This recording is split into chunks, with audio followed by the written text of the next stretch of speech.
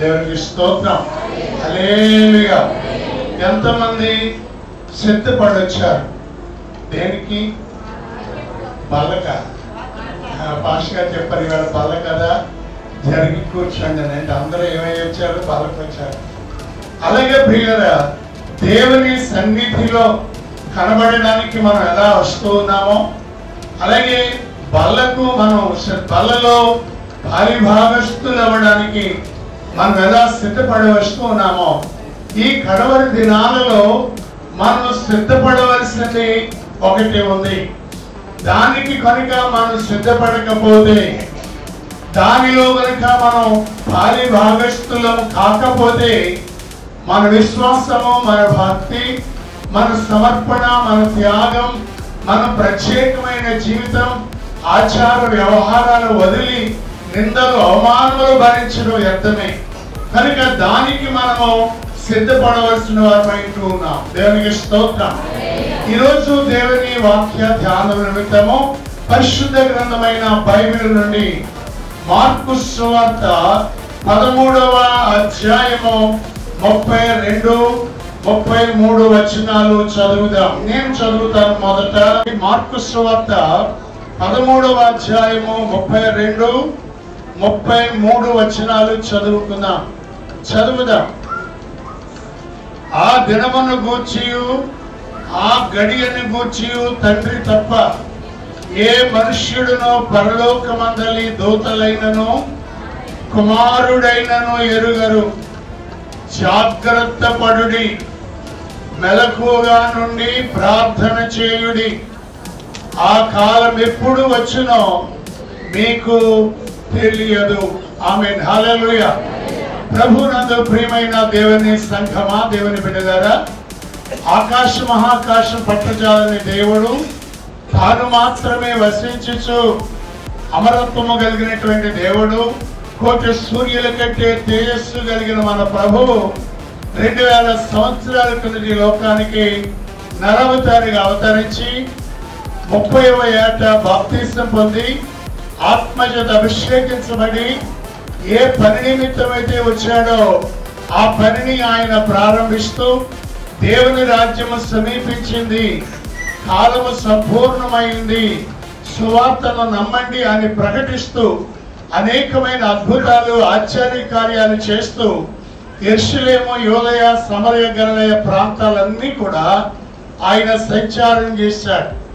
తన 33వ ఏట అనగా ఆయన ఎందు నిమిత్తమైతే ఈ లోకానికి వచ్చాడో ఆ కార్యము చేయడానికి ముందుగా ఆయన చెప్పాడు, ఇదిగో నేనుండు స్థలములో మీరు కూడా ఉండిలాగున నేను మీకు స్థలము సిద్ధపరచ వెళ్ళుచున్నాను. సిద్ధపరిచిన తర్వాత నేను వచ్చి నేను ఉండే స్థలంలో మీరు కూడా ఉండేలాగిన నేను మరలా తీసుకువెళ్తాను అని ప్రభువు చెప్పిన సందర్భాన్ని ఆయన జ్ఞాపకం చేశారు. అంతేకాదు గత వారంలో మనం నేర్చుకున్నట్లుగా యేసు ప్రభు వారు ప్రార్థన చేశారు, ప్రభువా నీవు నాకు అనుగ్రహించిన వారందరూ నాతో పాటు నీ యొద్ద ఉండాలని నేను ప్రార్థన చేశాను అని చెప్తున్నారు ఆయన.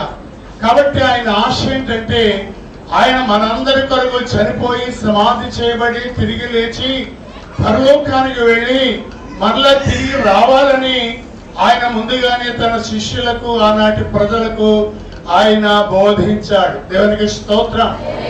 అప్పుడు అడిగారు, ప్రభువా నీవు మరలా ఈ లోకానికి వస్తానంటున్నావు, ఎప్పుడు వస్తావు? నీవు రావడానికి ఆనవాళ్ళు ఏంటి, సూచనలు ఏంటి, ఏవైనా సిగ్నల్స్ ఉన్నాయా, సింబల్స్ ఉన్నాయా అని అడిగినప్పుడు యేసు ప్రభు వారు స్పష్టంగా 3 సువార్తలలో చాలా సుస్పష్టంగా ఆయన తెలియజేశాడు. మత్తయి సువార్త 24వ అధ్యాయము, మార్కు సువార్త 13వ అధ్యాయము, లూకా సువార్త 21వ అధ్యాయంలో ఆయన చాలా వివరంగా ఆయన రాకడ గురించి తెలియజేశారు. ఇప్పుడు మనం చదివినటువంటి వచనంలో ఎవరు రాయబడి ఉన్నది? ఆ దినము గూర్చి అయినను ఆ గడియ గూర్చి అయినను తండ్రి తప్ప ఏ మనుష్యుడైనను పరలోకమందలి దూతలైనను కుమారులైన ఎరుగురు. ఏ దినం? ప్రభు వచ్చేటువంటి దినం.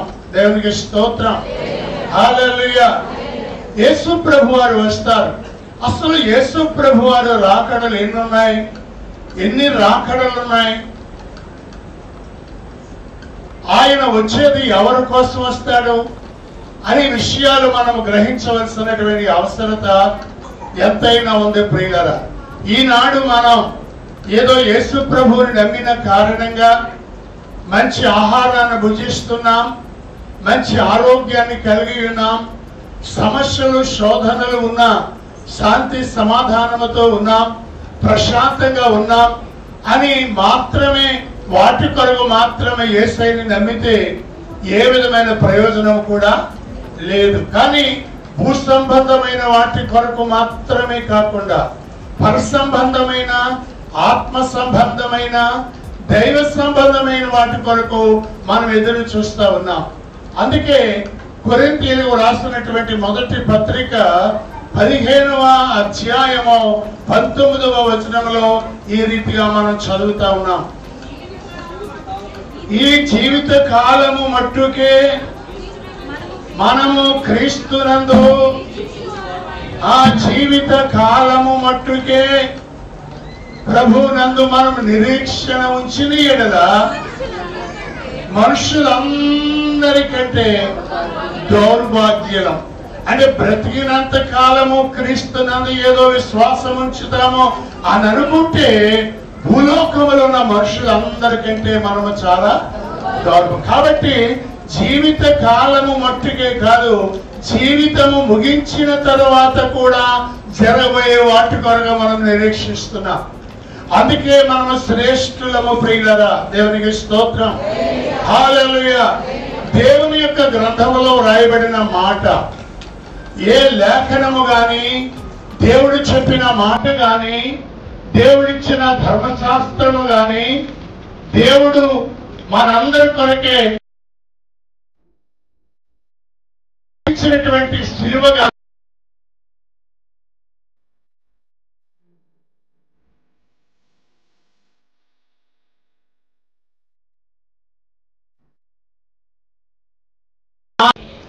దేవుడు చెప్పిన ఏ మాట అయినను నిరర్ధకము కానేరదు. దేవుడు చెప్పిన ఏ మాట నిరర్ధకము కానేరదు. మరొక మాట చూద్దాం. యోహాను సువార్త 10వ అధ్యాయం 37వ వచనాన్ని మనం 35వ వచనం. లేఖనము ఏం కాదు, నిరర్ధకము కాదు, లేఖనము. ఇందాక మన పాష గారు చెప్పారు, వాక్యం అంటే కొన్ని పదముల సముదాయం.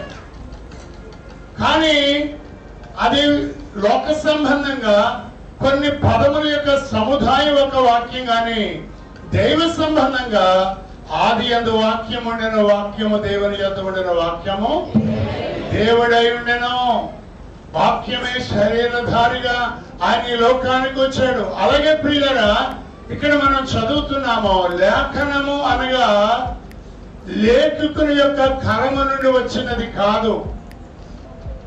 లేఖని యొక్క కరము నుండి వచ్చినది కవిత్వం, లేక అది ఒక నవల, అది ఒక పత్రం. కానీ లేఖనం ఎప్పుడు కూడా మనుషుని యొక్క ఇచ్చను బట్టి కలిగినది. పేతురు రాసినటువంటి 2వ పత్రిక 1వ అధ్యాయము 20వ వచనాన్ని ఒక్కసారి మనం చూద్దాం ప్రియులారా. ఒకడు తన ఊహను బట్టి చెప్పుట వలన లేఖనములో ఏ ప్రవచనమును పుట్టదని. లేఖనములో ఉన్నటువంటి ప్రవచనాలు, ఏ ప్రవచనము కూడా మనుషుల యొక్క ఊహను బట్టి వ్రాసినది కాదు. ఉదాహరణకు మన గ్రంథంలో ఎన్ని పుస్తకాలు ఉన్నాయి? 66 పుస్తకాలు ఉన్నాయి. ఈ 66 పుస్తకాలతో పాటు మరొక 16 పుస్తకాలు ఉన్నాయి. అవి వాటిని అపోక్రిఫా అని అంటారు. అవన్నీ కూడా క్యాథలిక్ వారి బైబిల్లో 16, 66 ప్లస్ 16 ఎంత? 82 పుస్తకాలు క్యాథలిక్ వారి బైబిల్లో ఉంటాయి. కనుక సెప్టువజింట్ అనేటువంటి 70 మంది అభిషిక్తులు దేవుని చేత ఆత్మ చేత ప్రేరేపించబడిన వారు ఆ లేఖనములను చదువుతూ ఉన్నప్పుడు ఈ 16 పుస్తకాలు కూడా పరిశుద్ధాత్మ చేత ప్రేరేపించబడినవి కాక ఊహను బట్టి చెప్పారు కాబట్టి లేఖనాలకు అవి సరి అయినవి కాదు అని ఆ 16 పుస్తకాలు తొలగించినట్లుగా చరిత్రలో మనం నేర్చుకుంటున్నాం. కాబట్టి మనుషుని యొక్క చదువును మరొకసారి ఊహను బట్టి చెప్పుట వలన లేఖనములు పుట్టదని, ఆ ఊహను బట్టి చెప్పుట వలన ఏ లేఖనము పుట్టదని మొదట గ్రహించుకొనవలెను. ఎందుకు లేఖనము నిరర్ధకము కాదు? ఇంకా మీకు విషయాలు ఇలా తెలుసుకోవాలంటే ప్రియులారా, యోబు గ్రంథం 12వ అధ్యాయం 20వ వచనం. దేవుని వాక్యం నేర్చుకోవాలనుకున్న వారు శ్రద్ధగా వింటే ఇవన్నీ అర్థమవుతాయి. 12:20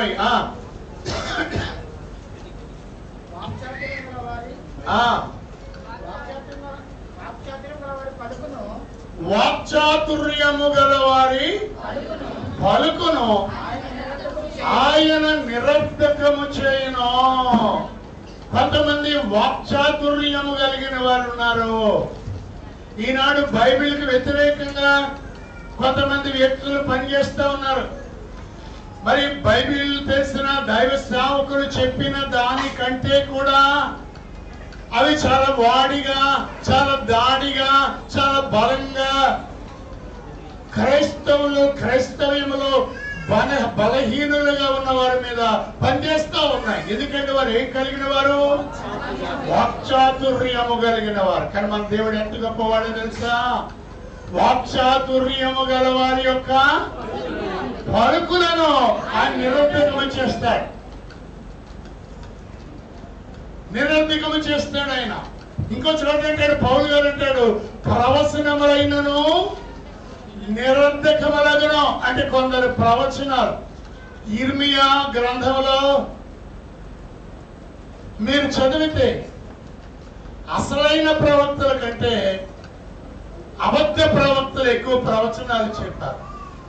ఆ కాలపు రాజులు కన్నీటి ప్రవక్తగా, విలపించు ప్రవక్తగా, భారము కలిగిన ప్రవక్తగా, తలను జలమయముగాను కన్నులను కన్నీళ్ల ఓటుగాను చేసుకున్న ప్రవక్త మాటల కంటే అబద్ధపు ప్రవక్తల మాటలే వారు విన్నారు. కానీ అవన్నీ కూడా నిరర్ధకములైపోయాయి. వారు చెప్పినవన్నీ కూడా నెరవేరలేదు ప్రియులారా. అందుకే అంటున్నాడు, వాక్చాతుర్యము గల మాటలు నిరర్ధకం అవుతాయి. అబద్ధ ప్రవక్తల యొక్క ప్రవచనాలు నిరర్ధకం అవుతాయి. కొన్నిసార్లు మరణము కూడా. తిమోతికి వ్రాసిన 2వ పత్రిక 1వ అధ్యాయం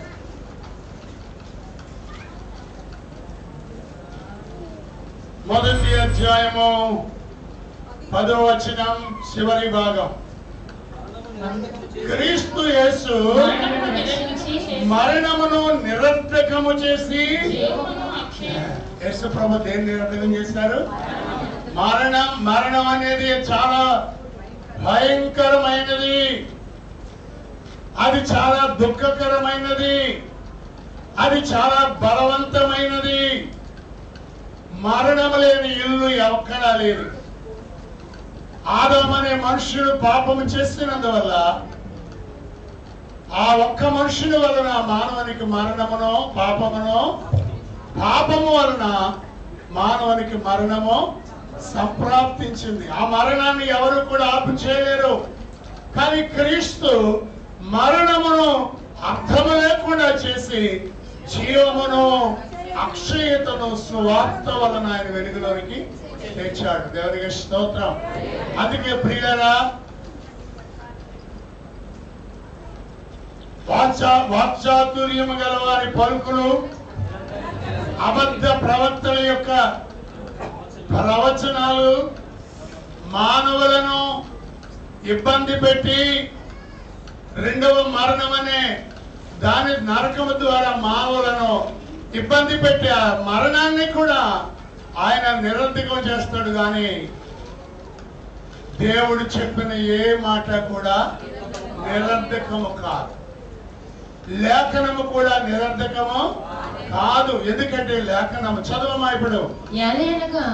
ప్రవచనము ఎప్పుడును మనుష్యుని ఇచ్చను బట్టి కలుగలేదు. మనుష్యుని యొక్క ఇచ్చను బట్టి, కోరికను బట్టి, వాంఛను బట్టి కలుగలేదు. కానీ మనుష్యులు పరిశుద్ధాత్మ వల్ల ప్రేరేపింపబడిన మనుషులు పరిశుద్ధాత్మ చేత ప్రేరేపించబడిన వారై దేవుని మూలముగా పలికిరి. దేవునికి స్తోత్రం. హల్లెలూయా, హల్లెలూయా. యెహెజ్కేలు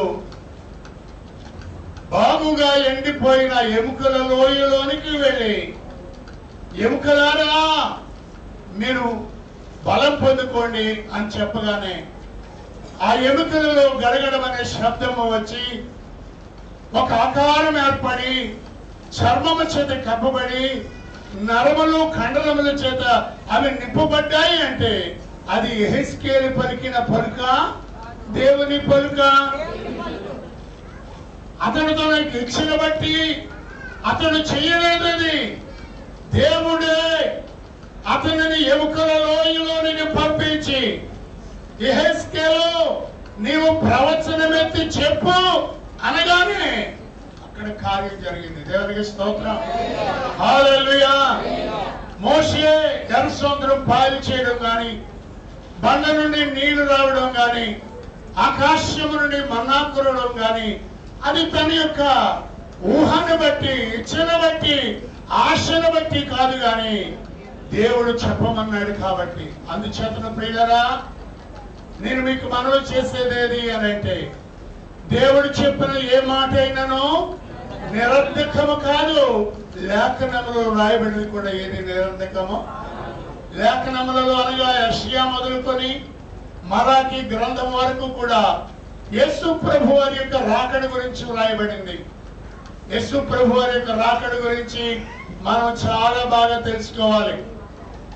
మనందరికి ఈ రోజు బాగా తెలిసి, ఈ రోజు ఏ రోజు? అందుకే చాలా మంది సిద్ధపడి వచ్చారు. నేనంటాను ప్రియులారా, ఈ బల్ల అనేది దేనిని మనం జ్ఞాపకం చేసుకోవడానికి ఆచరిస్తున్నాం? ఇది ప్రసాదమా? ఈ రొట్టె తిని ద్రాక్షారసం తాగితే మన కడుపేమైనా నిండిపోతుందా? కాదు. ఆయన మరణమును జ్ఞాపకము చేసుకోవడానికి, ఆయన మరణాన్ని మరొకసారి ప్రచురపరచడానికి మనం సిద్ధపడి వచ్చాం. నేనంటాను ప్రియులారా, దీనికంటే చాలా శ్రేష్టమైనది ఒక దినం ఉంది. అది ఏ దినం? యేసయ్య రాకడ దినం. దేవునికి స్తోత్రం. యేసు ప్రభు యొక్క రాకడలు, ఎన్ని రాకడలు ఉన్నాయి? కుడివైపున ఉన్న వారు మొదటి చెప్తారు. ఇక్కడ అసలు కుడివైపున లేరట. సరే, ఎడమ వైపున ఉన్న వారు చెప్పండి. మొదటి రాకడ అయిపోయింది కదా. ఓకే, మొదటి రాకడ ఎవరి కొరకు వచ్చారు? అందరి కొరకు వచ్చారు. ఇప్పుడు ఎడమ పక్క వాళ్ళు ఇప్పుడే వచ్చారు అని చెప్తారు. ఎవరు? రెండవ రాకడ ఎవరి కొరకు? పరిశుద్ధుల కొరకు. మరి మూడవ రాకడ ఎవరి కొరకు?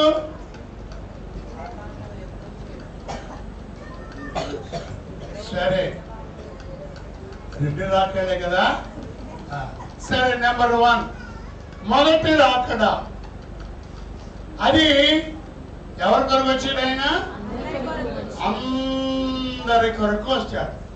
రెండవ రాకడ అది రహస్య రాకడ.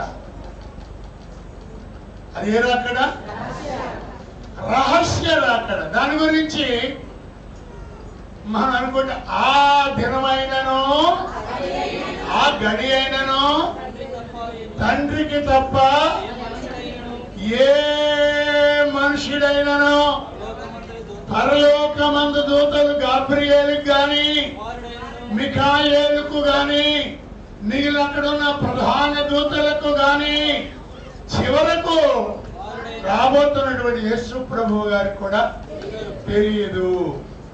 అందరూ స్తోత్రం చెప్పండి. హల్లెలూయా. ఇప్పుడు మనందరము ఏ దినం కొరకు ఎదురు చూడాలి అమ్మా? ఏ దినం అయితే రహస్యంగా వస్తుందో, ఏ దినమైతే దొంగ వల్లే వస్తాడో. అందుకే మీరు ఆ 13వ అధ్యాయం ఒకసారి ఎగ్జాంపుల్ రాస్తూ, ఒక యజమాని వారికి తలాంతులు ఇచ్చి దేశాంతరం వెళ్ళిపోయాడట. 13వ అధ్యాయము 35వ వచనం చూద్దామా. ఇంటి యజమానుడు ప్రొద్దుగుంకి వచ్చును, అర్ధరాత్రి వచ్చును, కోడి కూయినప్పుడు వచ్చును, తెల్లవారినప్పుడు వచ్చును, ఎప్పుడు వచ్చును మీకు తెలియదు. మీకెవరికి తెలియదు. ఎవరు రాకడా? యజమానుని రాకడా. అలాగే యేసు ప్రభు యొక్క రాకడ ఎప్పుడయ్యా అంటే పొద్దురుగుంకు వేళ వచ్చును, అర్ధరాత్రి వచ్చును, కోడి కూయినప్పుడు వచ్చును, తెల్లవారి ఎప్పుడు వచ్చును, ఎప్పుడు వచ్చును. కనుక మీరు ఎలా ఉండాలి? జాగ్రత్త పడుడి, మెలకువగా ఉండుడి, ప్రార్థన చేయుడి. దేవునికి స్తోత్రం. ఈరోజు మీకు ఈ 2వ రాకడ గురించి చెప్పాలని ఇష్టపడుతున్నా. ఆ రహస్య రాకడలో కనుక సంఘం ఎత్తబడకపోతే, ఆ రహస్య రాకడలో కనుక ప్రభువును నమ్ముకున్న నీవు ఎత్తబడకపోతే, ఈ ప్రపంచంలో సంఘం ఎత్తబడిన తరువాత యేసు ప్రభువు నేను వచ్చి నేను నమ్ముకున్న వారిని తీసుకెళ్తున్నాను కదా, ఆ దినంలో కనుక నీవు ఎత్తబడకపోతే ఈ భూలోకంలోనికి 7 సంవత్సరాలు భయంకరమైనటువంటి అమ్మా పాట పాడతాం కదా, ఏమని 7 ఏళ్ళు పరిశుద్ధులకు విందవబోతుంది. ఎవరా పరిశుద్ధులు? దేవదూతలా? గబ్రియేలు, మిఖాయేలు, రఫాయేలు, మిగిలినటువంటి దేవదూతల సమూహమా? సెరూబులు, కెరూబులు దేవదూతలా? 7 ఏళ్ళు పరిశుద్ధులకు విందవబోతుంది. 7 ఏళ్ళు. కాబట్టి నువ్వు ఎక్కడ ఉండాలి? ఎక్కడ ఉంటావు? యేసు ప్రభు వారు మొదటిసారి వస్తారని అనేకమైన ప్రవచనాలు ఉన్నాయి. స్తోత్రం చెప్తామా? హల్లెలూయా, హల్లెలూయా. చదవక్కర్లేదు కానీ ఎవరైనా చెప్పండి. యెషయా 7:14 ఏమంది? ఇదిగో చెప్పండి. కన్యక గర్భవతి. ఏంటది? ప్రవచనం. మరొక మాట చెప్పండి.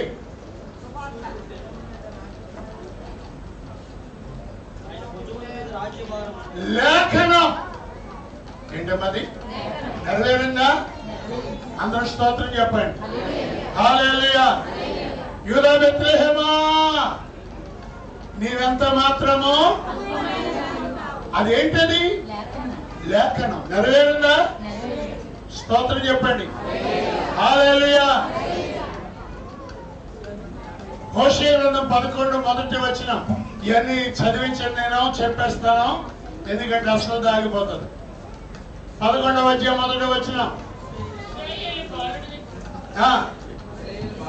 బాలుడై ఉండగా నేను అతని ఎడల ప్రేమ కలిగి నా కుమారుని ఐగుప్తు దేశంలో నుండి పిలిచి తిని. ఐగుప్తు దేశంలో చూపించాను అంటే యేసు ప్రభు వారు యూదా బెత్లెహేములో పుట్టిన తర్వాత ఎక్కడికి వెళ్తాడంట? ఐగుప్తులోనికి వెళ్తాడు. తెలుసా? ఐగుప్తులోనికి వెళ్ళినట్టు ఎవరైనా చెప్పగలరా? వెనకాల ఉన్నవారు కానీ ముందు ఉన్నవారు కానీ? అది కాదండి, ఇంకా 3 మాసాలు ఉందండి. 3 మాసాలా? ఇంకా 3 మాసాలు ఉందండి. ఇప్పుడు క్రిస్మస్ సందేశం ఏంటంట? దావీదు కుమారుడు అయిన యోసేపు, ఉన్న పాటున నీ భార్యని నీ బిడ్డలు తీసుకుని ఎక్కడికి వెళ్ళిపో. లేఖనం నెరవేరుతా. హల్లెలూయా. లేఖనము నెరవేరుటకై ఈ లోకము పాపము పోవుటకై. లేఖనము ఈ లోకము పాపము పోవుటకై. పావనుడేసుని లోకమును గల పావనుడేసుని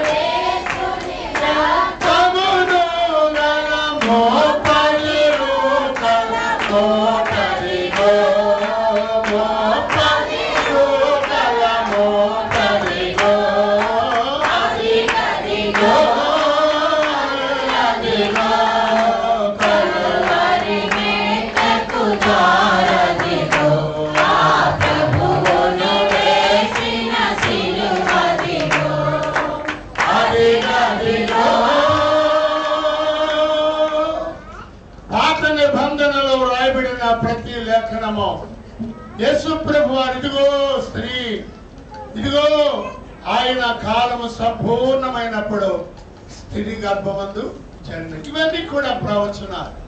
ఆయన దావీదు కుమారుడిగా పుడతాడు. అతడు గాడిదనెక్కి యెరూషలేము వస్తాడు. ఆయన పట్టుకున్నప్పుడు ఆయనను సొంత స్నేహితుడే అప్పగిస్తాడు. ఆయన శిష్యులు వదిలి వెళ్ళిపోతారు. ఆయనను కొడతారు, ముఖం మీద ఉమ్మి వేస్తారు, చంపలు పట్టుకుని ఈడిస్తారు, చీట్లు వేయబడతారు. అలాగే ఆయన ఎముకలు విరవబడవు. అలాగే ప్రక్కలో పొడవబడతాడు. ఆయన ధనవంతుడి సమాధిలో సమాధి చేయబడతాడు. ఆయన తిరిగి లేస్తాడు. ఇవన్నీ ఏంటండి? నెరవేరదయా లేదా అంటే మొదటిసారి ఆయన వస్తాడనే ప్రవచనాలు ఏవేవై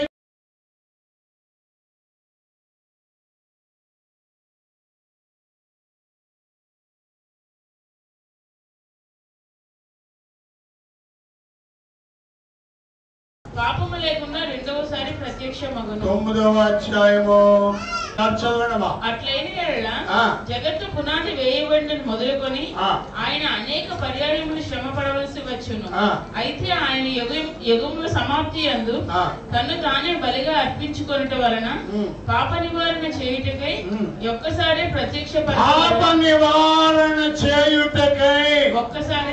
మొదటిసారే ప్రత్యక్షమయ్యాడు ఆయన. స్తోత్రం చెప్పండి అమ్మా. ఎందుకు వచ్చాడు మొదటిసారి? పాప నివారణ చేయుటకు. అంటే మానవులందరూ ఏమై ఉన్నారు? పాపులై ఉన్నారు.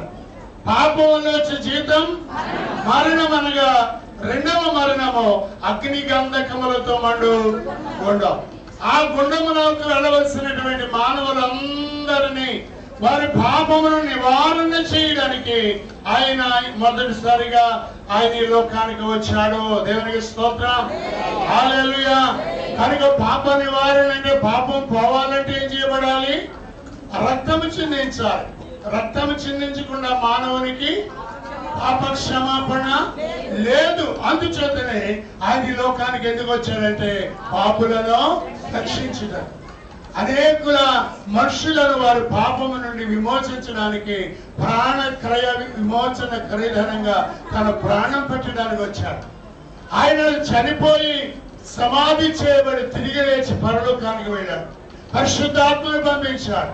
ఎవరైతే పరిశుద్ధాత్మ చేత నింపబడ్డారో వారిని తన వైపు ఆకర్షించడానికి, వారిని ఒక సాధనంగా దేవుడు వాడుకోవడానికి బయటకు పంపించాడు. చూడండి గలతీయుల కార్యములు 3వ అధ్యాయం 26వ వచనం.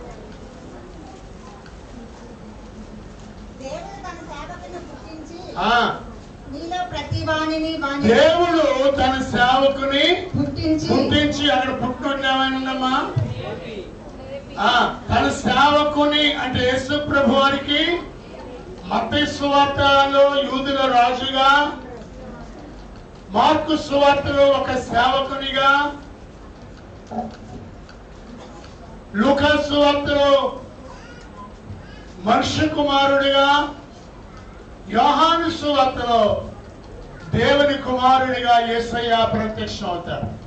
మత్తయి సువార్తలు ఎవరైనా యూదులకు రాజుగా, మార్కు సువార్తలో ఒక సేవకునిగా, లూకా సువార్తలో మనుష్య కుమారుడిగా, యోహాను సువార్తలో దైవ కుమారుడిగా. అందుకన్నాడు ఆయన దేవుడు తన సేవకుని పుట్టించి మీలో ప్రతి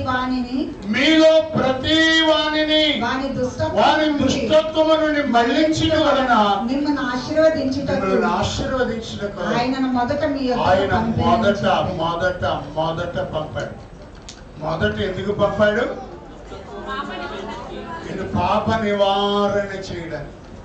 పాప నివారణ చేయడం అంటే ఏంటి అంటే వారు మొట్టమొదటిగా దుష్టత్వము నుండి మళ్లించబడి మారు మనస్సు పొంది పాప క్షమాపణ నిమిత్తము ప్రభు అయిన యేసుక్రీస్తు వారిని అంగీకరించి వారి పాపములన్నిటినీ ఒప్పుకొనడం ద్వారా వారు దుష్టత్వము నుండి మళ్లించబడి, పాపము నుండి మళ్లించబడి దేవుని విరోధకర జీవితం నుండి మళ్లించబడి ఎవరైతే ప్రభు వైపు వస్తారో దేవుడు వారికి ఏమిస్తాడు? ఆశీర్వాదం అంటే దేవుని యొక్క రాజ్యం. ఆమేన్, హల్లెలూయా. ఇంకా మరొక మాట కూడా ఉంది. యోహాను రాసిన మొదటి పత్రిక 3వ అధ్యాయం 8వ వచనాన్ని చూద్దాం. అపవాది మొదటి నుండి పాపము చేయుచున్నాడు గనుక పాపము చేయువాడు అపవాది సంబంధి. అపవాది యొక్క క్రియలను లయపరచుటకే దేవుని కుమారుడు ప్రత్యక్షమాయెను. అపవాది యొక్క క్రియలను లయపరచడానికి, అపవాది చేసే పనులను భగ్నం చేయడానికి, అపవాది చేసే కార్యములను విడగొట్టడానికి మనుష్య కుమారుడు మొదటగా వచ్చాడు. దేవునికి స్తోత్రం. ఆయన వచ్చాడు, ఆయన పాప నివారణ చేయగా తన రక్తాన్ని చిందించాడు. ఆయన మన కొరకు చనిపోయి సమాధి చేయబడి పరలోకానికి వెళ్ళాడు. ఆయన ఉచిత వలన వచ్చే ఆశీర్వాదాలన్నీ ఈనాడు ఆయన్ని నమ్మిన మీకు నాకు దేవుడు అనుగ్రహించాడు. దేవునికి స్తోత్రం. హల్లెలూయా, హల్లెలూయా. ఇప్పుడు మనం ఆయన సంఘములో చేర్చబడ్డాం, మనం ఆయన పిల్లలం. ఆయన ఇప్పుడు ఎవరి కొరకు రాబోతున్నాడు? రెండోసారి ఆయన మరలా రాబోతున్నాడు. ఆయన వాగ్దానం చేస్తాడు. చూడండి, కొన్ని వచనాలు చదువుకుందాం. మీకు త్వరగా చదివితే వాక్యం అర్థమవుతుంది. ప్రకటన 3వ అధ్యాయం 11వ వచనం.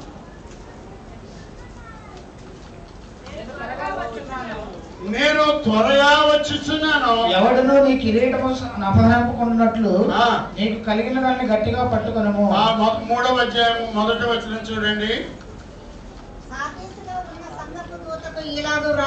ఒక్క నిమిషమమ్మా.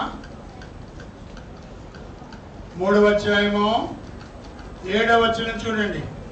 ఫిలదెల్ఫియాలో ఉన్న సంఘపు దూతకు ఇలాగూ రాయము, దావీదు తాళపు చెవి కలిగి ఎవడునూ వేయలేకుండా తీయువాడును ఎవడునూ తీయలేకుండా వేయవాడునైన సత్యస్వరూపియగు పరిశుద్ధుడు చెప్పు సంగతులేమనగా, ఫిలదెల్ఫియాలో ఉన్న సంఘానికి ఏమని చెప్తున్నాడు ఆయన? ఇదిగో నేను త్వరగా వచ్చుచున్నాను. నేనేం చేస్తున్నాను?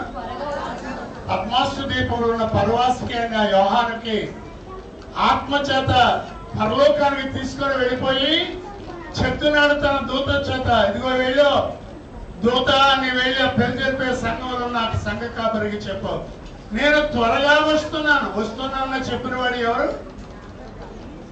దావీదు తాళపు చెవి కలిగి ఎవడును వేయలేకుండా తీయవాడును, ఎవడును తీయలేకుండా వేయవాడును సత్యస్వరుడు. ఎవరండి? సత్యస్వరుడు. ఆ వాక్యమే శరీరధారి అయి కృపా సత్య. ఎవరండి?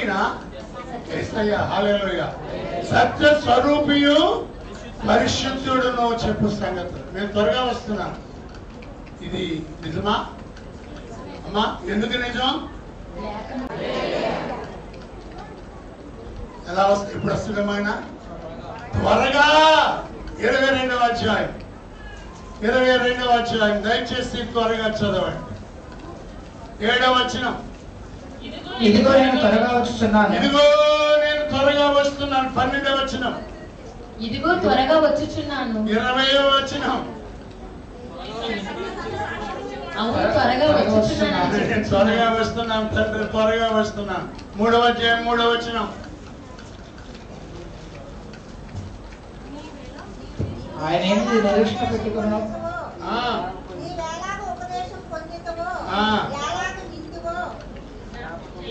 జ్ఞాపకము చేసుకొని దానిని గైకొనుచు మారు మనస్సు పొందుము. నీవు జాగరూకుడవై ఉండని ఎడల నేను దొంగ వలె వచ్చేదను. ఎలాగొస్తాను? దొంగ వలె వస్తానంటే పూర్వకాలం పొరుదుగుంకి వెళ్ళవచ్చిన, అర్ధరాత్రి వచ్చిన, కోడి పోయి వెళ్ళవచ్చిన, తెల్లవారుజామున వచ్చిన తెలియదు. ఆయన ఎప్పుడు ఇస్తాడో తెలియదు. అందుకన్నాడు మీరు ఎలా ఉండండి, జాగ్రత్తగా ఉండండి, మెలకువగా ఉండండి, ప్రార్థన చేయండి. దేవునికి స్తోత్రం. యేసు ప్రభు వస్తాడన్న స్తోత్రం చెప్పండి. ఆరాకడలు ఎత్తబడాలన్న వారి స్తోత్రం చెప్పండి. హల్లెలూయా, హల్లెలూయా. శిష్యులు అడిగారు, ప్రభువా నీవు వచ్చే సమయానికి చూసేది చెప్పయ్యా. జనం మీదకి జనం వేస్తుంది, రాజ్యం మీదకి రాజ్యం వేస్తుంది, భూకంపాలు వస్తాయి, కరువులు వస్తాయి, మిమ్మల్ని బలవంతంగా పట్టుకొని సంస్థల్లో వేస్తారు, మిమ్మల్ని చంపిన వాళ్ళు దేవుని సేవ చేస్తున్నట్టు నా ఫీలింగ్ వస్తుంది. ఒకరి ఇంటి వారే ఒకరికి అప్పగిస్తారు, అబద్ధ బోధకులు వస్తారు, నా పేరు మీద అద్భుతాలు చేస్తారు, నేనే క్రీస్తునని చెబుతాడు. ఇవన్నీ జరుగుతాయని చెప్పాడు ఆయన. జరుగుతున్నాయా? జరుగుతున్నాయి. అంటే ఇప్పుడు యేసయ్య రాకడ చాలా సమీపముగా ఉంది. దేవునికి స్తోత్రం. హల్లెలూయా, హల్లెలూయా. ఇంకన్నాడు నోవహు దినాల్లో ఎలా ఉంటుందో ఒకసారి ముందుకు వెళదాం. లూకాసు వార్త 17వ అధ్యాయం, లూకాసు వార్త 17వ అధ్యాయం 28వ వచనాన్ని ఒకసారి చూద్దాం. 26 మనుష్య కుమారుని దినములలోనూ జరుగును. నోవాహు ఓడలోనికి వెళ్ళిన దినము వరకు జనులు తినుచు తాగుచు పెండ్లాడుచు పెండ్లికి ఇయ్యబడి ఉండిరి. తినుచు త్రాగడం, తినడం, తాగడం, తినడం, త్రాగడం. ప్రస్తుత పరిస్థితులు చూడండి. మనుషులు దేని మీద ఫోకస్ చేస్తున్నారు? తినడము, త్రాగడము, పెళ్లి చేసుకోవడం. ఒకటే నిండా వాళ్ళ ఇష్టమే. పెళ్లిళ్ళు చేసుకోవచ్చు, పెళ్లికి ఇవ్వబడుచు అన్నారు. ఇంకా అంతలో జలప్రళయం వచ్చి వారినందరినీ నాశనము చేశాను. లోతు దినములలో జరిగినట్టును జరుగును. జనులు తినుచు త్రాగుచు కొనుచు అమ్ముచు నారు నాటుచు ఇల్లు కట్టుచు ఉండేది. అయితే లోతు సొదొమ విడిచిపోయిన దినమున ఆకాశం నుండి అంతలో జరిగిపోయింది. ప్రియులారా, యేసు ప్రభు వారు త్వరగా రాబోతా ఉన్నారు. నమ్మిన స్తోత్రం చెప్పండి. హల్లెలూయా. అండ్ ఇది ఏదో ఆనవాయితీగా చెప్పుకున్నది కాదు.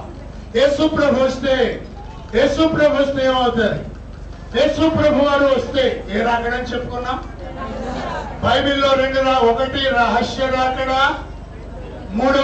రెండవది బహిరంగ రాకడ. ఆయన రహస్యంగా వస్తాడు. ఆ వచ్చినప్పుడు ఎక్కడికి వస్తాడు? ఆయన మధ్యాకాశానికి వస్తాడు. అది రహస్య రాకడ. అక్కడ 7 సంవత్సరాలు విందైన తరువాత భూలోకానికి వస్తాడు. ఎందుకు వస్తాడంటే వేడి 1000 ఏండ్ల పరిపాలన కొరకు. దేవునికి స్తోత్రం. ఇప్పుడు మనం 1000 ఏండ్ల పరిపాలనలో ఉండాలి అని అంటే మనం తప్పనిసరిగా ఏం చేయబడాలి? మొదట రాకడలో ఎత్తబడాలి. అవునన్న స్తోత్రం చెప్పండి. హల్లెలూయా, హల్లెలూయా. అందరికంటే బైబిల్లో 2 గొప్ప వాళ్ళు ఉన్నారు. ఆ గొప్ప వాళ్ళు కుర్చీ మీద ఉన్న వాళ్ళు ఒకళ్ళు చెప్తారు, వాళ్ళు చనిపోలేదటండి. కుర్చీ మీద ఉన్న వాళ్ళు చెప్తారు అమ్మా. స్వాతి చెప్తున్నారు. ఎవరమ్మా? హానోకు, ఏలియా. హానోకు ఎంత గొప్పోడు? స్తోత్రం చెప్పండి. ఎందుకు గొప్పోడు? దేవుడు అతనిని కొనిపోయాడు. ఎవరిని? ఆనోకు జరుగుతుందా? దేవుడు అతనిని మనం కొనిపోతాడా?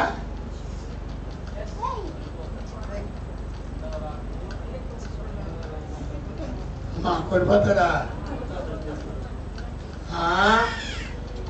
అతడు ఎవరితో నడిచాడు? మనం ఎవరితో నడుచున్నా? ఎవడు ఏదో సేవం దేవునితో నడక, దేవునితో కాపురం ఎవడ పెట్టాడండి. ఇందాక మనం చెప్పుకున్నాం, గత కాలం అంతా దేవుళ్ళు కాని వారికి ఇప్పుడు మనం ఎవరిని తెలుసుకున్నాం? మన నివాసము మనుషులతో కాదు, దేవునితో. హానోకు కొనుకోబడ్డాడట. స్తోత్రం చెప్పండి. అకస్మాత్తుగా కొనుకోబడ్డాడా? లేకపోతే ఆవిడ నేను మధ్యాహ్నం 2 గంటలకి మధ్యాహ్నం భోజనానికి రాను, నేను నాకు చిన్న క్యాంప్ ఉంది, మరి నువ్వేమనుకోవద్దని చెప్పేలేడా? పిల్లలకి ఏమన్నా చెప్పేలేడా? ఎలా జరిగింది మరి? ఎలా జరిగింది? అకస్మాత్తుగా జరిగింది. ప్రైజ్ ది లార్డ్, హల్లెలూయా. మరి ఇప్పుడు మనం యేసయ్య కొరకు కనిపెడుతున్నాం కదా. ఇప్పుడు యేసయ్య వస్తే, ఒకవేళ అకస్మాత్తుగా యేసయ్య వస్తే మనం ఎలా ఉండాలి అమ్మా? హానోకు వలె మనం ఉండగలిగితే. హానోకు ఎలా ఉన్నాడు చెప్పాలా? హానోకు అంటే ఏం చేశాడు? దేవునితో ఇచ్చాడు. ఆయన టోటల్ ఆ 300 సంవత్సరాలు ప్లస్ 300 600 అండి, 300 సంవత్సరాలు ప్లస్ అంతకు ముందుది కాలంలో కొండ నిండా పెరుగుంది. అమ్మా పెరుగుంది కదా, కొండ నిండా పెరుగుంది. అందులో ఇంచుమించు 1.5 వెన్న ఉంటుందా? ఉంటుందా? ఉండదా? ఎంత ఉంటుంది? కనుక కొండంతా చిలికితే, కవం పెట్టి కొండంతా చిలికితే అందులో బ్రహ్మాండమైనటువంటి వెన్న వచ్చింది. హల్లెలూయా. హానోకు యొక్క జీవితాన్ని అంతా కూడా, హానోకు యొక్క జీవితాలు అంటే 365 సంవత్సరాలు లేదా 400 సంవత్సరాలు అంతా టాలీ చేస్తే అతని పాటలు, అతని ఆరాధన, అతనిచ్చే కానుకలు, అతను చేసే పనులు, అతని జీవన విధానం, మాట్లాడే విధానం, ప్రవర్తించే విధానం, పాడే విధానం, ఆరాధించే విధానం, అతడు సాక్ష్యం ఇచ్చే విధానం, అవన్నీ కూడా టోటల్ గా లెక్కేస్తే పరిశుద్ధాత్మ దేవుడు ఆది కాండంలో చెప్పడంలా ఎక్కడ చెప్తున్నాడు? హెబ్రీ పత్రికలో చెప్తా ఉన్నాడు. ఎవరికి స్తోత్రం, హల్లెలూయా. చూద్దామా? 11వ అధ్యాయం 5వ వచనం.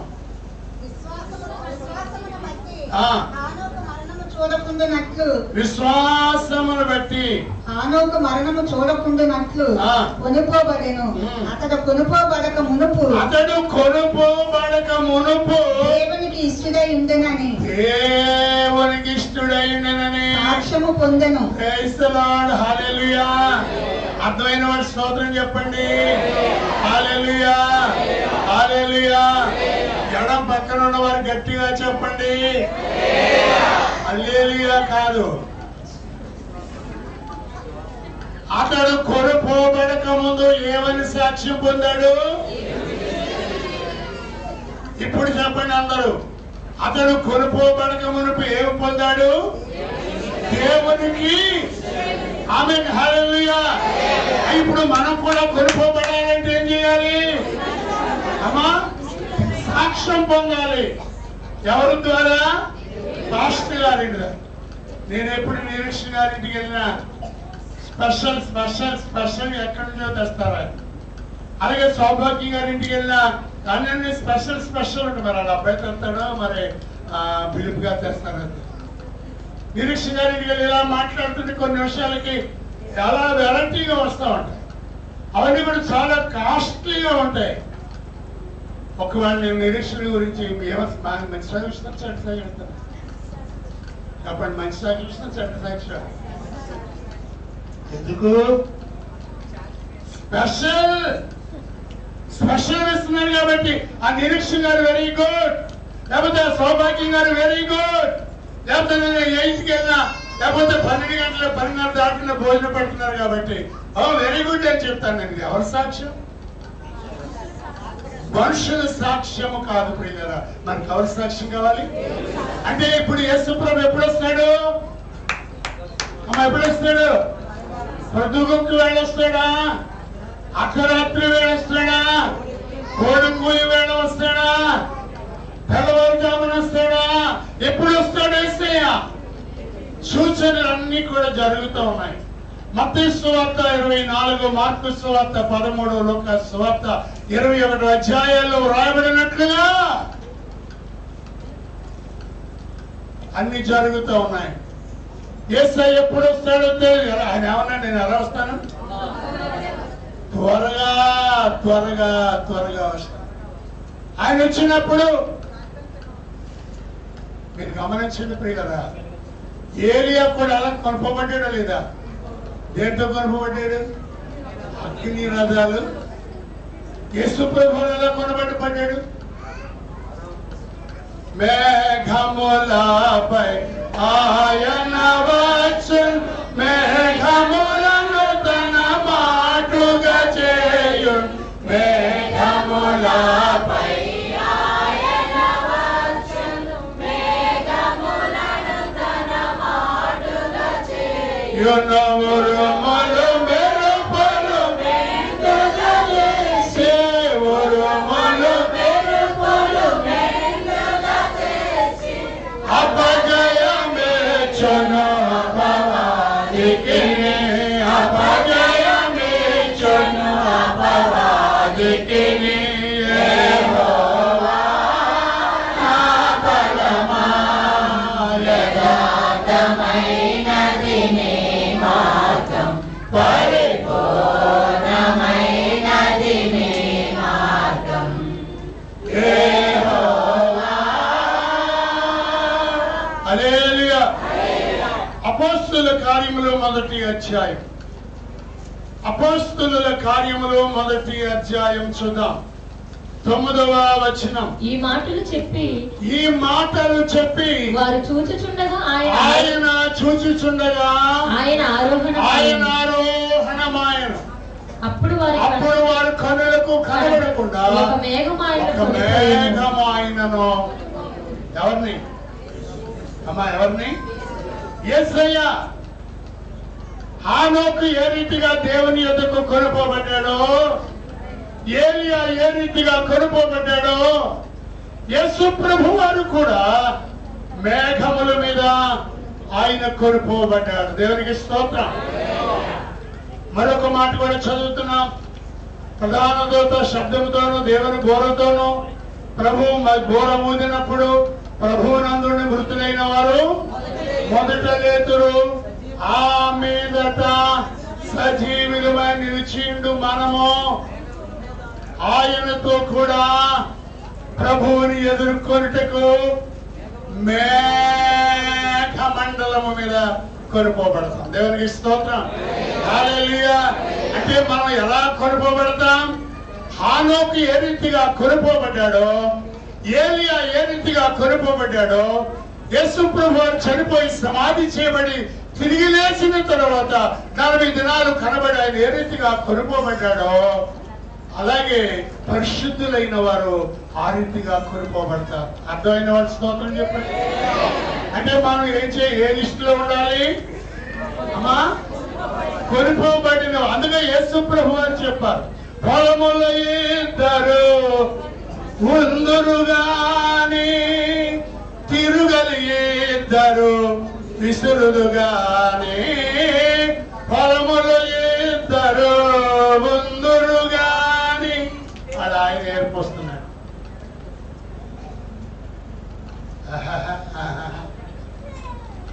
మరి నిర్ణయం అప్పటికే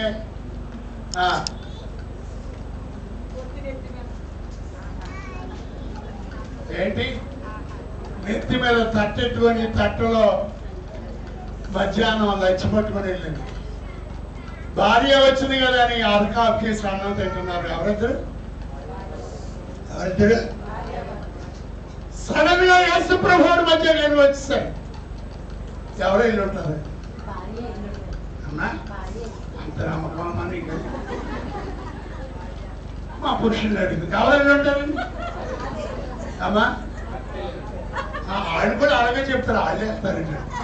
ఎందుకంటే బెదలో ప్రార్థన చేయండి అంట, మా ఆవిడకి ఇచ్చేయండి, మా ఆవిడకి ఇచ్చేయండి.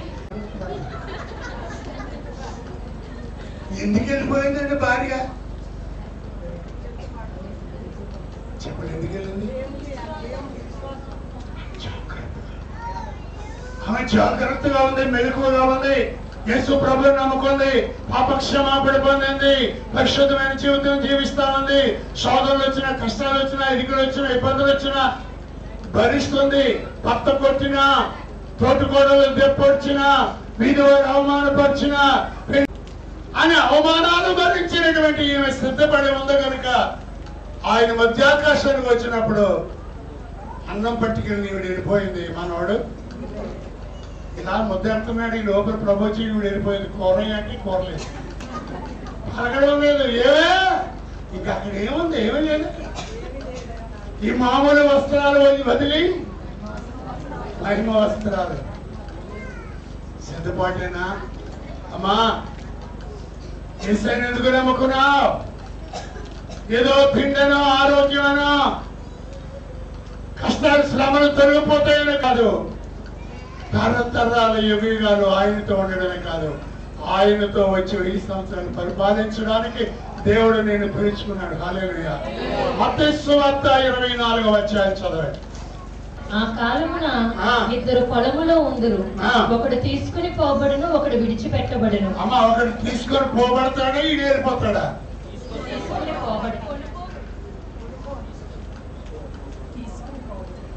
తీసుకొని పోబడతారు. హానోకు వెళ్ళాడా, తీసుకొని పోబడ్డాడా?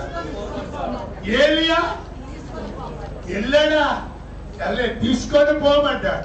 యేసు ప్రభువును తీసుకొని పోబడ్డారు. హల్లెలూయా. పరిశుద్ధులు కూడా ఏం చేయబడతారు? తీసుకొని పోబడతారు. ఆచరణ మరొకసారి.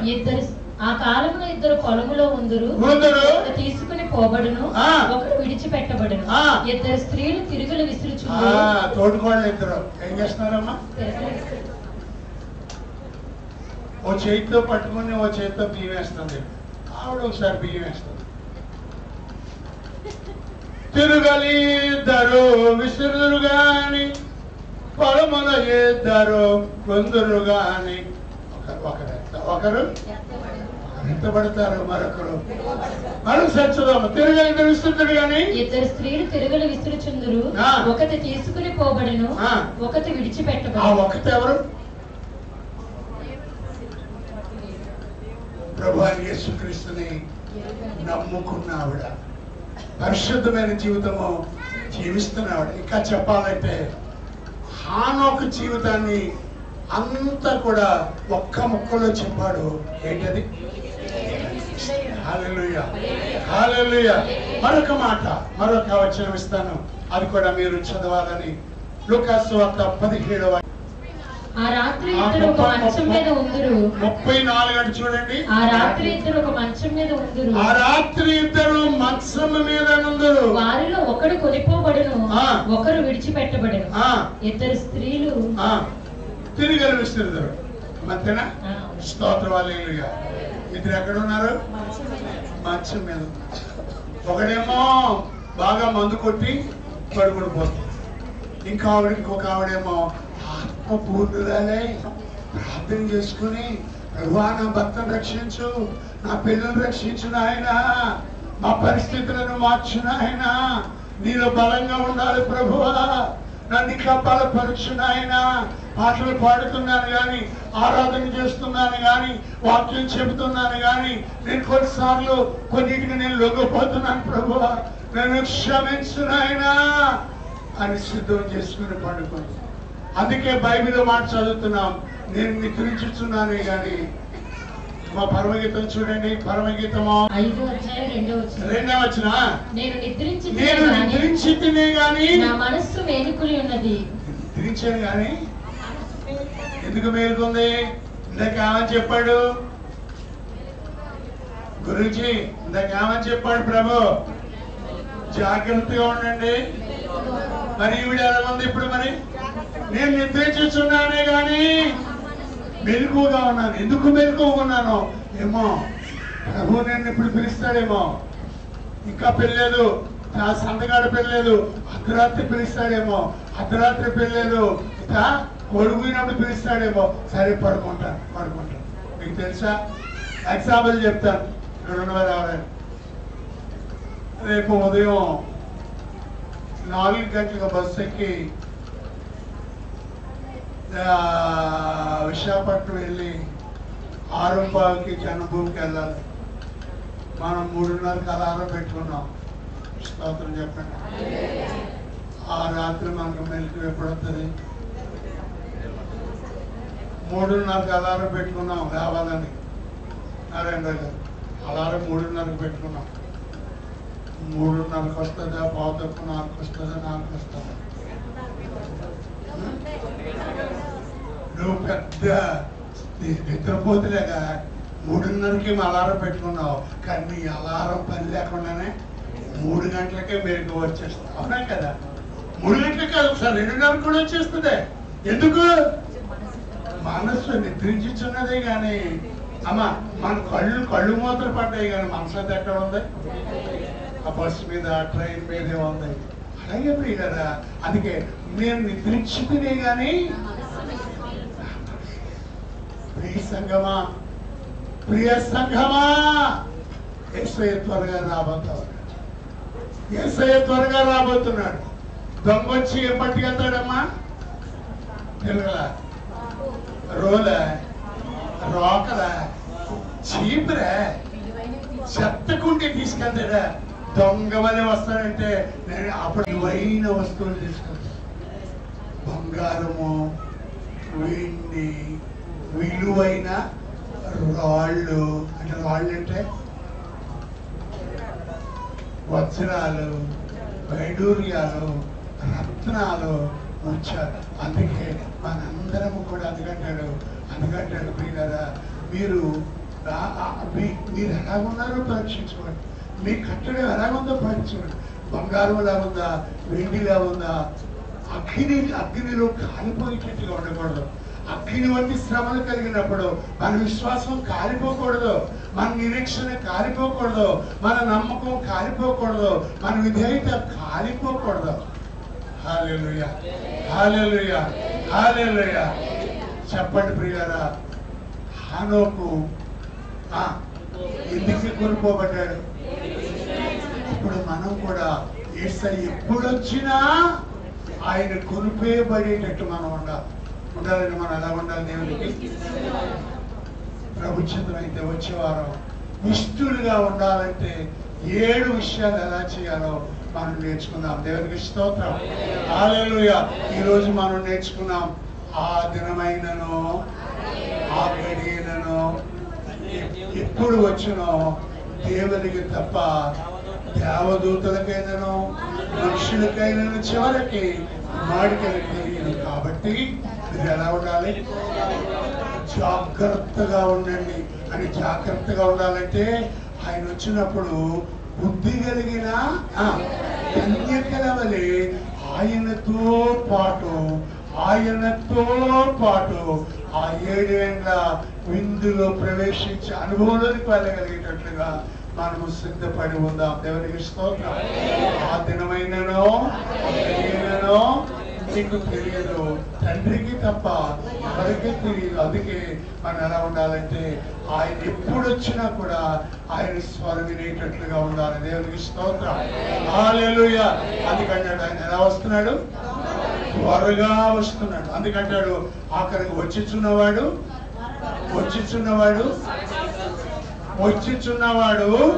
ఆలస్యం చేయక. అందుకని కొందరు ప్రభువు రాకడ ఆలస్యం అని ఎంచుచున్నట్లుగా మీరు ఎంచొద్దు. ఆయన దృష్టికి 1000 దినాలు ఒక దినము. ఇప్పటికి 8,000 అయింది యేసయ్య సృష్టిని చేసి. అమ్మా 6,000 అంటే 6 దినాలు అయింది. 7వ దినం విశ్రాంతి దినం. బహుశా యేసు ప్రభు వారు త్వరగా భూలోకానికి రాబోతా ఉన్నారు, అనగా మధ్యాకాశానికి రాబోతున్నాడు. తను ఎత్తబడాలంటే హానోకు వలె, ఏలే వలె, యేసు ప్రభు వారి వలె పరిశుద్ధులుగా మనము సిద్ధపడి ఉందాం. ఎత్తబడితే ద్వారం. మీరు ఇంటికి వెళ్ళి ప్రకటన గ్రంథం 8వ అధ్యాయం 9వ అధ్యాయం చదవండి.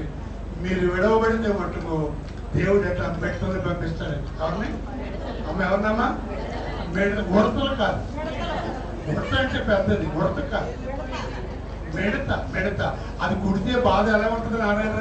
మిడతల భూమి మీదకి వచ్చాను. భూమిలో ఉండే తేళ్లకు బలమున్నట్లు వాటికి బలము ఇయ్యబడెను. మరియు నొసల యందు దేవుని ముద్ర లేని మనుషులకే తప్ప ముద్రాగల వారంతా మురియుచుండే, శ్రద్ధ గల వారంతా సాగుచుండే. పడిపోయే పాటేమో జాగ్రత్త సోమండి, పడిపోయే పాటేమో జాగ్రత్త సోమండి. జాయంసి శ్రీకృష్ణ చూచుండే, రెక్కల గల వారేమో చూసుకొనుడి, పైకెగరగలనేమో పరికించుడి, రెక్కల గల వారేమో గుర్తించుడి, పైకెగరగలనేమో పరికించుడి. రెక్కల ఒకటి వాక్యం అనే రెక్క, ప్రార్థన అనే ఈ రెండు రెక్కలతో మనం ఏం చేయాలి? శక్తిని పొందుకోవాలి, పరిశుద్ధాత్మ శక్తి పొందుకోవాలి. అందుకే చదువుమా, మరియు వారు నొసట దేవుని ముద్ర లేని మనుషులకే తప్ప భూమి పైన ఉన్న గడ్డికైనాను ఏ మొక్కలకైనాను మరి ఏ వృక్షమునకైనాను హాని కలుగు చేయకూడదని వాటికి ఆజ్ఞ. ఎవరికి ఆజ్ఞ? ఎవరు కొట్టాలి? మీరు వెళ్ళి ఎవరికైతే దేవుని ముద్ర ఉండదో, మనకి ముద్ర ఉందో తెలుసా మీకు? మనకు ముద్ర ఉంది ఎక్కడ? నొసటందు ముద్ర ఉంది. అందుకే మీరు లేడీస్ ఏ ముద్ర పెట్టుకోరు, లోన అసలైన ముద్ర ఉంది. ఎవరు? బాప్తిస్మం పొందండి, పరిశుద్ధాత్మని ముద్ర. దాన్ని ఏమన్నారంటే సంఖ్య కరువు, అడ్వాన్స్ బుకింగ్. యేసు ప్రభువుని నమ్మిన వారికి పరిశుద్ధాత్మ చేత ఆయన ముద్రించాడు. ఆ ముద్ర నీకు కనబడదు, అది పొందిన వారికి, ముద్రించిన వారికి కనబడుతుంది. దేవుని యొక్క ముద్ర, ఆయన కుమారుని ముద్ర, ఆయన నామం మన నొసల మీద ఉంది. దేవునికి స్తోత్రం. ఎవరు ముద్ర గల వారంతా ఏమైపోయారు? వారిని చంపుటకు అధికారం ఇయ్యబడలేదు గాని 5 నెలల వరకు బాధించుటకు వాటికి అధికారం ఇయ్యబడెను. వాటి వలన కలుగు బాధ తేలు మనుషులు పుట్టినప్పుడు బాధ వలె ఉండును. ఆ దినములలో మనుషులు మరణమును వెతుకుతారు గాని అది వారికి దొరకనే దొరకదు. రాదు. 6 మాసాలు బాధపడదు. ఎవరికి? ఎత్తబడకుండా మిగిలిన వారు. నువ్వు ఎత్తబడే గుంపులో ఉంటావా? విడుబడే గుంపులో ఉంటావా? ఎత్తబడే గుంపులో ఉండాలంటే మనం ఎలా ఉండాలి? ఒక్క మాటలో దేవుని ఇష్టలుగా ఉందాం. ఆయన ఎప్పుడు వస్తాడో తెలియదు. ఇష్టలుగా ఉందాం. మన ప్రజలు ఇష్టపడకపోయినా, మరెవరు ఇష్టపడకపోయినా దేవునికి ఇష్టలుగా ఉందాం. ఇదిగో ఈయన నా ప్రియమైన కుమారుడని చెప్పినట్లుగా, ఇదిగో ఇతడు నా ఇష్టానుసారుడు. అందుకే సౌలును తృణీకరించి దేవుడు దావీదును ఏర్పరచుకున్నాడు అన్నాడు. పాపం చేసిన లూసిఫర్ వారి అనుచరులకు బదులుగా దేవుడు నిన్ను నన్ను ఏర్పరచుకున్నాడు. కాపాడుకుందాం. ప్రభు రాకడ కొరకు సిద్ధపడదాం. అటువంటి దివ్యమైన కృప పరిశుద్ధాత్మ దేవుడు మనకు దయచేయునుగాక. ఆమె తలలో వంచండి, ప్రార్థించండి. వడగండ్లు వస్తాయి. అది మనం తప్పించబడాలంటే ఎత్తబడే గుంపులో ఉండాలి. ఆ గుంపులో ఉండే భాగ్యం నాకు దయచేయి ప్రభు అని 2 చేతులు పైకెత్తి స్తోత్రాలు చేయలేదా? హల్లెలూయా, హల్లెలూయా, హల్లెలూయా, హల్లెలూయా, హల్లెలూయా. ప్రేమ కలిగిన మా ప్రభు, కృప యేసయ్యా మీకు స్తోత్రాలు. ఎన్నికలైన మమ్మలను, పాపులమైన మమ్మలను పరిశుద్ధం చేయడానికి మీరు ఈ లోకానికి వచ్చారు. మీరు పాప నివారణ కొరకే, అపవాదికులు లయపరచుట కొరకే, మోక్షంలో మమ్మల్ని చేర్చుట కొరకే నువ్వు చనిపోయి సమాధి చేయబడి పరలోకానికి వెళ్ళావు. మరలా వస్తానన్నావు నాయన. నువ్వు రహస్యంగా రాబోతూ ఉన్నావు నాయన. బుద్ధి కలిగిన కన్యకులు ఏ రీతిగా సిద్ధపడి పెళ్లి కుమారునితో పాటు వెళ్ళారు, అలాగే హానోకు, ఏలియా నీ కుమారుని క్రీస్తు ఏ రీతిగా మేఘమండలం మీద కొనపబడ్డారు, మేము కూడా నీ ఎదుగు రావాలని ఆశపడుతున్నాం నాయన. నాయనా నాయనా హానోకు వలె మీకు ఇష్టలుగా ఉండడానికి సహాయం చేయండి. విశ్వాసం లేకుండా మేము మీకు ఇష్టలుగా ఉండలేము ప్రభు. కొన్నిసార్లు పరిస్థితుల వల్ల మా విశ్వాసం బలహీనమైపోతుంది నాయన. విశ్వాసమందు నీరు గారిపోతున్నాం ప్రభు. మమ్మల్ని క్షమించండి. అపనమ్మకము కలగకుండా మాకు సహాయం చేయండి. శ్రమల్లో, శోధనలో, కష్టాల్లో తట్టుకునే శక్తిని మాకు దయచేయండి. నీ కొరకు మమ్మల్ని సిద్ధపరచండి నాయనా. విడవబడితే ఏ ప్రణీరం 8-9 అధ్యాయుల్లో ఆ శ్రమలు రాబోతున్నాయి ప్రభు. ఆ శ్రమలలో మేము పారిభాగస్తులం కాకుండా నీ ఆత్మ చేత ముద్రించబడి నైనా మేము నీ రాకడలో ఎత్తబడి ఆ 7 సంవత్సరాల ఆ విందులో పాలు పొందే భాగ్యం మరలా తిరిగి భూలోకములో 1000 సంవత్సరాలు పరిపాలించడానికి నీ కుమారునితో పాటు రాగలిగే జీవితం మాకు దయచేయండి. వాక్యం ఫలింపచేయండి ప్రభు. ఎవరైనా సిద్ధపడిన వారు ఉంటే, నేను అంగీకరించబడిన వారు ఎవరైనా ఉంటే, ఆయన మనసు మీద ఉన్న వారిలో, విడబడిన వారిలో, తిరగలు విసిన వారిలో, విడబడిన వారిలో, పొలంలో ఉన్న వారు, విడబడిన వారిలో మేము ఉండకుండా దేవా ఎత్తబడే గుంపులో మమ్మల్ని ఉంచండి, మమ్మల్ని సిద్ధపరచండి. ఆయన మాకు మెలకు దయచేయండి, జాగ్రత్తలు దయచేయండి. ఇతరులను గురించి ఆలోచించడమే కాకుండా మా మట్టుకు మేము, నా మట్టుకు నేను, నీ యందు భయభక్తులు కలిగి నీ కొరకు సిద్ధపడే కృప ఇవ్వండి. ఘనత, మహిమ, ప్రభావాలు మీరే పొందండి. వాక్యం ఫలింపచేయండి. బలలో మీరుండండి, అభిషేకించండి. యేసు నామమున అడుగుచున్నాము తండ్రి. ఆమేన్.